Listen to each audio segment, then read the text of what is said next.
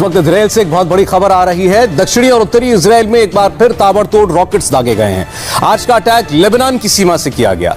अब तक rocket Israel और हमास के बीच चल रहे थे, मगर अब एक तीसरे देश की एंट्री हो गई है। लेबनान से हुए हमले का शक फिलिस्तीनी समर्थक गुट पर है, इसका हमास से डायरेक्ट कनेक्शन है।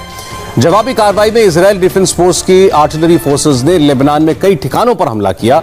इससे कुछ घंटे पहले इजराइल ने गाजा में हमास के ठिकानों को भी तबाह कर दिया। सिर्फ 25 मिनट में 122 बम दागे गए।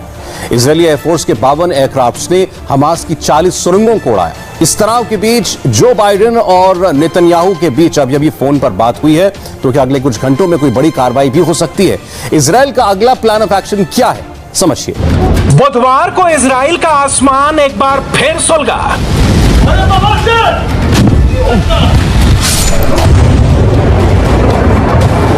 हमास के आतंकियों ने ताबड़तोड़ रॉकेट दागे। आसमान की तरफ देखिए और रॉकेट्स गिनिए। बुधवार को इजराइल के प्रधानमंत्री बेंजामिन नेतन्याहू खुद कैमरे पर आए।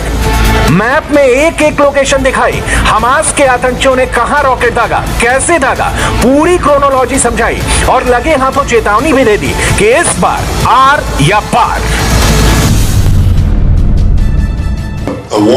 पहले हम एक वार्निंग शॉट देते हैं, इससे कोई नुकसान नहीं होता, लेकिन ये बिल्डिंग में मौजूद लोगों को इशारा दे देता है कि हम हमास की इमारत पर हमला करने वाले हैं।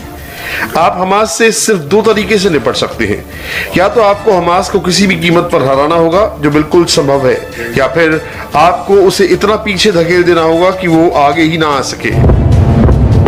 इजराइल सिर्फ हमास के सुरंगों और ठिकानों को टारगेट नहीं कर रहा। अब इस भीषण संघर्ष में एक नया मोड़ आ गया है।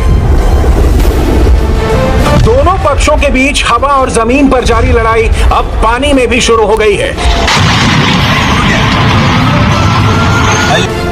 इजराइल की सेना ने दावा किया है कि हमास ने रिमोट से चलने वाली पनडुब्बी से समुद्र के रास्ते हमला किया, जिसे उसके सतर्क जवानों ने तबाह कर दिया। सेना ने कहा कि हमास के निशाने पर इजराइल के नौसैनिक जहाज थे, मगर इजराइल की जवाबी कार्रवाई में हमास के कई आतंकी मारे गए और उनकी पनडुब्बी भी बर्बाद हो गई।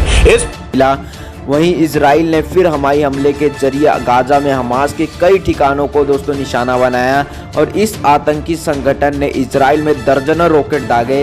इजरायली हवाई हमले में एक 6 मंजिली इमारत ध्वस्त हो गई। तो आपको क्या लगता है दोस्तों कि ये जो लड़ाई है वर्ल्ड वॉर 3 का रूप ले सकती है या नहीं? नीचे कमेंट बॉक्स में जरूर बताइए।